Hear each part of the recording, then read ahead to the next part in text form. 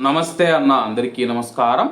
కువైట్లో కొంతమంది కువైటీలు ఎవరైతే ఉన్నారో ప్రభుత్వం యొక్క స్థలాలను ఆక్రమించి అందులో అయితే మనం శబరాలు కానీ లేకపోతే చిన్న చిన్న రూములు అయితే కడుతూ ఉన్నారో వాటినన్నిటినీ తొలగిస్తామని చెప్పేసి కువైటు మంత్రి గారు అయితే తెలియజేశారు.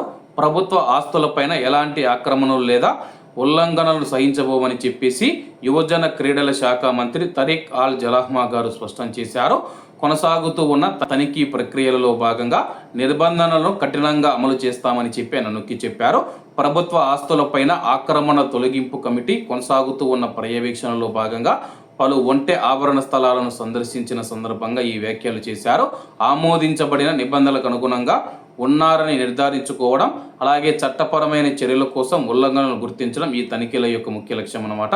ప్రస్తుతం కువైట్లోని కొంతమంది కువైటీలు ఎవరైతే ఉన్నారో ప్రభుత్వ ఆస్తులపైన అక్రమ నిర్మాణాలు అయితే చేపడుతూ ఉన్నారు. పార్కింగ్ స్థలాల కోసం కావచ్చు, ఒంటెలు లేదా గొర్రెలు కావచ్చు, వాటి కోసం నిర్మాణాలు అయితే చేపడుతూ ఉన్నారు. అవన్నీ చట్టవిరుద్ధమని చెప్పేసి మంత్రి గారు తెలియజేశారు. ప్రజల యొక్క ఆస్తిని పరిరక్షించడానికి కేటాయించిన భూమి దుర్వినియోగాన్ని నివారించడానికి ఈ చట్టాన్ని మినహాయింపు లేకుండా అందరికీ సమానంగా వర్తింపజేస్తామని చెప్పి వెల్లడించారు. ప్రభుత్వ ఆస్తులపైన ఆక్రమణను ఏమాత్రం సహించబోమని చెప్పేసి కువైట్ అధికారులు కూడా తెలియజేస్తూ ఉన్నారు. ప్రస్తుతం కువైట్లో మనం చూసుకుంటే కానీ చాలా మంది పార్కింగ్ల కోసం అని చెప్పేసి శబరాలు దించడం కానీ లేకపోతే ఎడారులలో ఎటువంటి అనుమతులు లేకుండా ఖైమాలు వేయడం కానీ ఇటువంటివన్నీ చేస్తూ ఉన్నాము. అటువంటివి మేము సహించబోమని చెప్పేసి మంత్రి గారు తెలియజేశారు.